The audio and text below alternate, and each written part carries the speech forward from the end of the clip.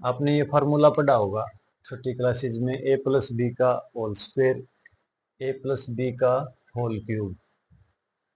अगर कोई आपसे ए प्लस बी की पावर 100 पूछ ले, क्या बता पाएंगे? इसको सॉल्व करने के लिए ये बाइनोमियल थ्योरम का कंसेप्ट है।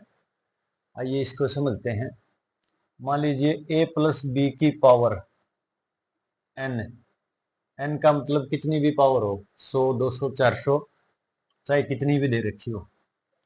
अब इसको सोल्व करने से पहले दो तीन चीजें हमें देखनी है। एक तो ये जो एन दे रखा है, ये किसी एक्सपेंशन का ऑर्डर होता है। और जैसे यहाँ पे 2 है, इसको एक्सपेंड करेंगे तो यहाँ पे इसकी टर्म आ गई 3, 1, 2 और 3।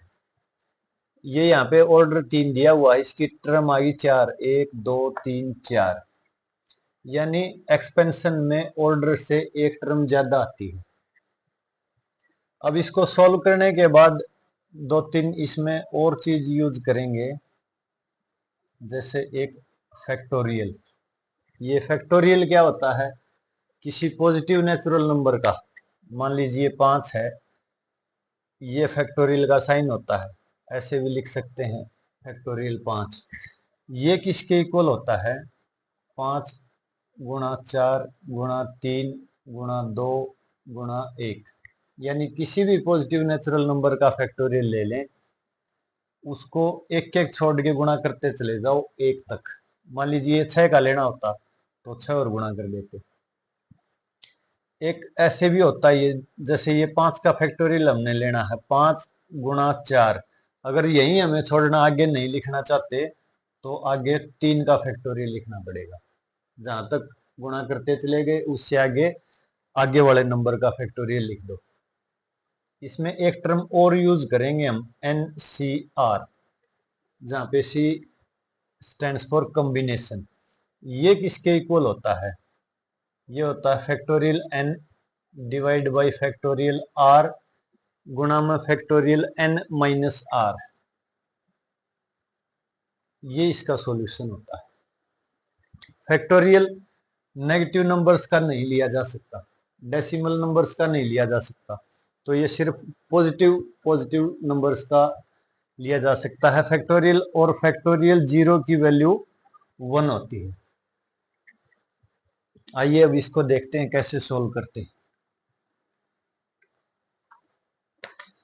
इस एक्सपेंशन में कि a प्लस बी की पावर n को सोल्व करना है, सबसे पहले हमें लिखना है NC0।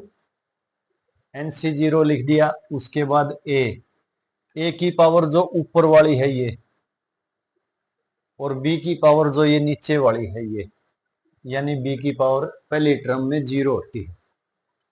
इसकी next term n as it is c, 0 की जगह 1 बढ़ा दो, NC1। अब a की पावर हो जाएगी n, n में से ये 1 कम कर दो, n-1। b की पावर ये नीचे वाली होती है 1। नेक्स्ट टर्म हो जाएगी NC2। यहाँ पे 1 बढ़ाते चले जाओ। अब a की पावर हो जाएगी n-2, b की पावर हो जाएगी 2। ठीक है, ऐसे ही लिखते लिखते, चाहे कितनी दे रखी हो इनकी वैल्यू, चाहे 1000 दे रखी हो, लास्ट वाली टर्म क्या आएगी? NCN। a की पावर, इसमें से ये घटाएंगे, यहाँ पे 1 घटाया था, यहाँ पे 2 घटाया था, इसमें n में से n घटाएंगे 0, a की पावर 0 यानी 1, b की पावर ये जितना दे रखे हैं n, ये इसका एक्सपेंशन हो जाएगा। आइए इसको एक छोटे क्वेश्चन के रूप में देखते हैं कि मान लीजिए इसकी पावर 5 दे रखी है, तो क्या होगा ये?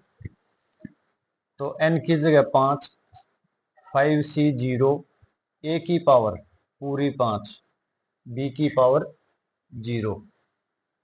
नेक्स्ट टर्म 5C1, a की पावर 5 में से 1 कम कर देंगे 4, b की पावर ये नीचे दे रखी 1।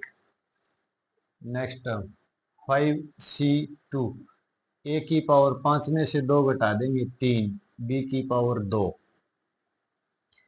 फिर प्लस 5c3, ए की पावर 5 में से 3 घटा देंगे 2, बी की पावर 3। नेक्स्ट टर्म 5c4, ए की पावर 5 में से 4 घटाएंगे 1, बी की पावर नीचे वाली 4। उसके बाद लास्ट टर्म 5c5, ए की पावर 5 में से 5 घटाएंगे 0, बी की पावर 5।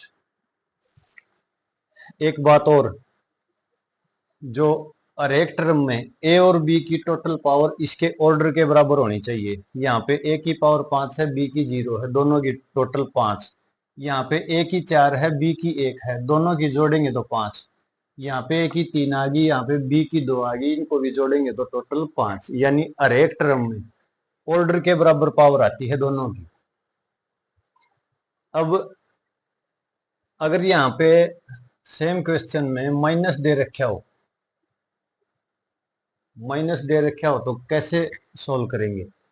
आपने ये फार्मूला पढ़ा होगा, ये होता है A square minus 2ab plus B square. ये भी आपने देखा होगा फार्मूला। ये यहाँ पे ये माइनस हो जाएगा, यानी जब इसको माइनस के रूप में सोल्व करेंगे, हमेशा पहली टर्म पॉजिटिव, उसके बाद नेगेटिव, उसके बाद पॉजिटिव, उसके बाद अगली टर्म आएगी नेगेटिव। और अगर हमको ये नहीं पता n की वैल्यू कितनी है, तो लास्ट वाली टर्म का पॉजिटिव है या नेगेटिव है कैसे पता करेंगे? लास्ट वाली टर्म में -1 की पावर n कर दो। जैसे यहाँ पे अगर माइनस है तो लास्ट वाली टर्म ये है, यहाँ पे -1 को की पावर 2 कर देंगे। -1 की पावर 2 पॉजिटिव होगा, यहाँ पे पॉजिटिव आ जाएगा। जैसे ये है, इसकी लास्ट वाली टर्म है, -1 की पावर 3 कर देंगे। ये -1 की पावर -1 को 3 बार गुणा करेंगे तो माइनस आएगा, तो ये टर्म माइनस हो जाएगी। जैसे अगर इसको माइनस करें तो ये पहली टर्म पॉजिटिव, ये नेगेटिव आ जाएगी, ये टर्म पॉजिटिव, ये नेगेटिव आ जाएगी, ये टर्म पॉजिटिव, ये नेगेटिव। नेगेटिव कैसे? अगर हमें 5 का नहीं पता तो -1 की पावर n कर देंगे, -1 की पावर 5, यानी ये टर्म भी नेगेटिव आ जाएगी। अब इसके बाकी इससे रिलेटेड कोई क्वेश्चन किसी और वीडियो में देखेंगे।